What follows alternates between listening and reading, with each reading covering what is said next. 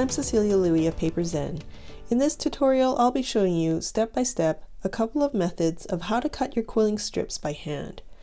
I'm going into a great amount of detail in this video, and if you watch to the end, there's a bonus there that I'm sure any quiller is going to enjoy. In case you haven't guessed, I love paper.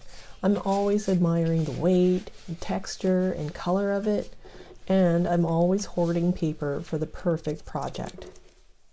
This is a wedding cake card from my book Pretty Quilt Cards. And this metallic gray paper base for the cake is actually from an envelope that I saved from a recycling bin from some fancy event. So here are the remnants of that. You can see I've just taken it apart and, made quilling strips out of that simple envelope. And obviously I could go online and order a whole package of metallic strips, but I really just needed very little. So I prefer to use what I have on hand rather than stuff my shelves. Okay, so I've made some PDF templates for you to cut out your own quilling strips, and you just look down below this video in the show notes and you'll find links to all these files that I'm talking about. Before we dive into method 1, if you like this video, please give it a thumbs up so YouTube will share it with more people. And thank you to everyone who leaves me a comment. You help me feel like I'm not alone in my craft room talking to myself. Okay, for method 1, I'm going to print whichever template I want directly onto the paper I want to cut. When you're printing from Acrobat, make sure your settings for the page scaling is set to none. You're also going to need a sharp craft knife, metal ruler, and cutting mat. Now, I do something kind of weird when I cut my paper. I prefer to flip my ruler upside down because mine's got cork on it. Now, the cork is there to prevent it from slipping on your paper, but I'm just going to show you how I do it. You see where I put my fingers? It's half on the ruler and half on my paper, and it's butting up against my fingers, so it doesn't move whichever way. That's how I keep that secure. And the reason why I flip it like upside down is because the cork itself has some depth, and that depth prevents the metal from going close to the markings. So when I flip it upside down, that edge is right against the marking so I can trust what I'm seeing. Maybe your eyes are better than mine. Anyway, this is how I do it, so that's just what I'm going to do. And another way I also make sure that it's going to cut exactly where I want it to cut is using my knife to kind of make a divot where that line is. So I'm going to make a divot here and push my ruler up against it. Then with my thumb, I'm going to make sure it's not going to move.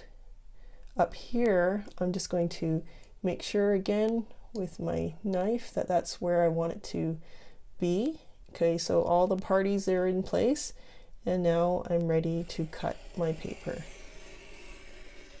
And here's the result. There's the cut from the line to the line. And if you notice, I'm not cutting from the edge to the edge here. I'm only going to cut from the printed line to the printed line. And leaving this margin keeps all the strips together. They never fight, they're never messy, they're always behaving. Now the drawback is we are wasting a little bit of paper. Now let's say you don't want to waste any scrap of paper and you want to cut from edge to edge and have no markings.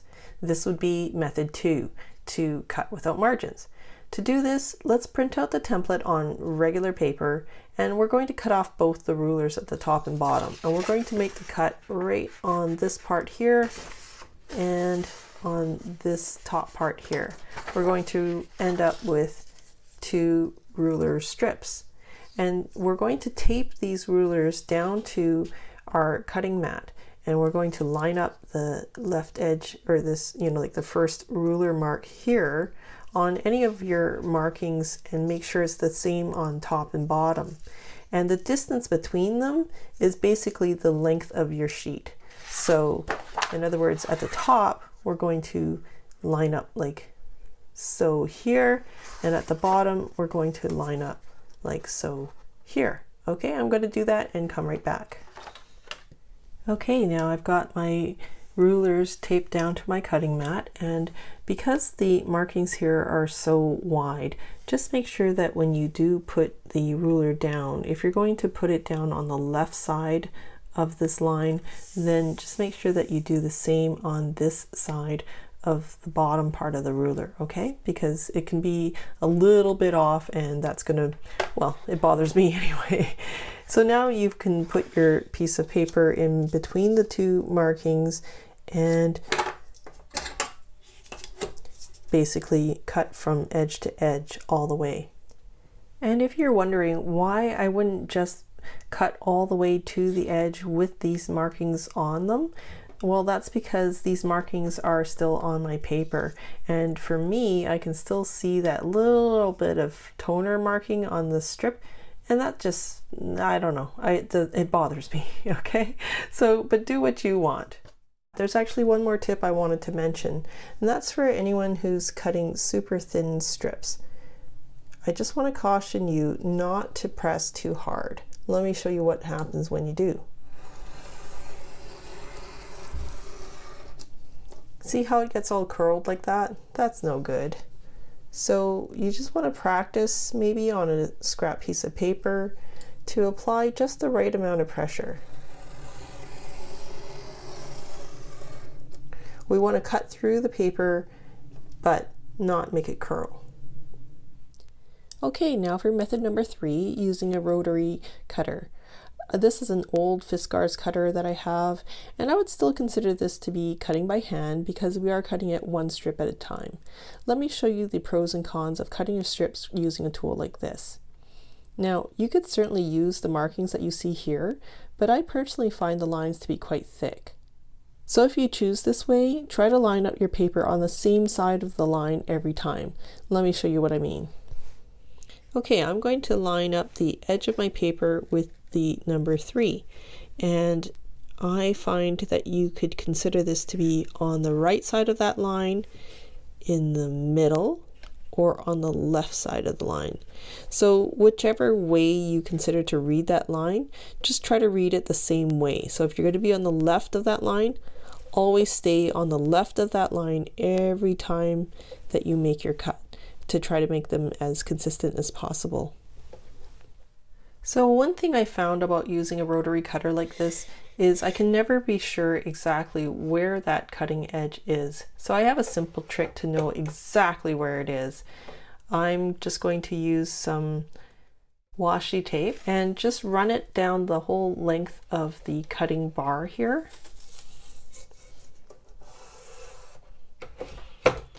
Make your cut, and then take off the left side tape. Now you know exactly where that cut edge is. Now that we know our true cutting edge, I'm going to cut these strips that I printed my template onto. And to make sure I know exactly where to line up that line, I'm going to trim off this bottom edge and come right up to that line here. Now, as you can see, this line here is easy to match up to this cutting line here.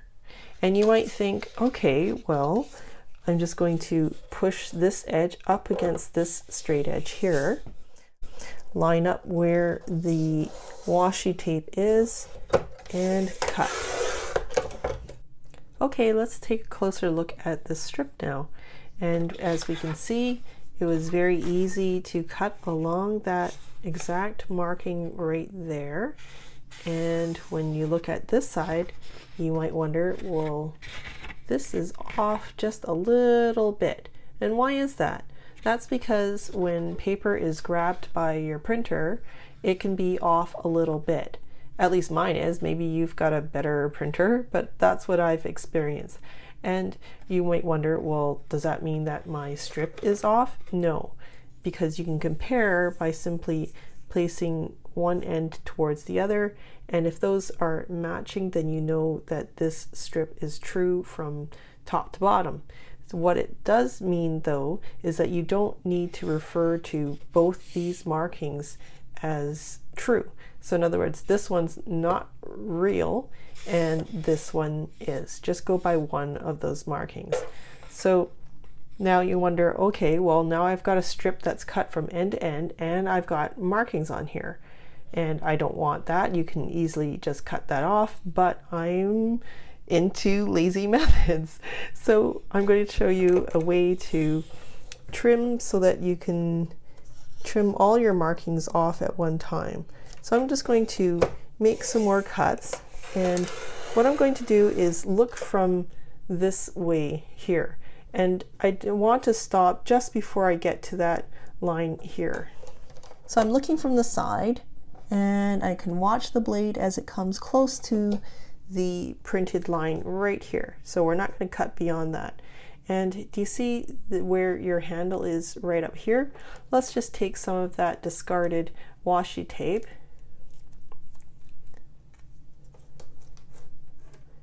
and place it on your handle. Now you know when you come to that amount, don't go any further. So now you can lift this up. This is an intact strip that's joined right here, and I can move to the next marking. So I'm just going to continue in this fashion, and I'm going to stop right where I've marked it for myself. And basically this is going to keep them all intact, and when you finish cutting your little broomstick of strips, basically you would turn it this direction, trim off the laser markings this way, then flip it around and trim off all those markings as well. Then you have clean strips from end to end.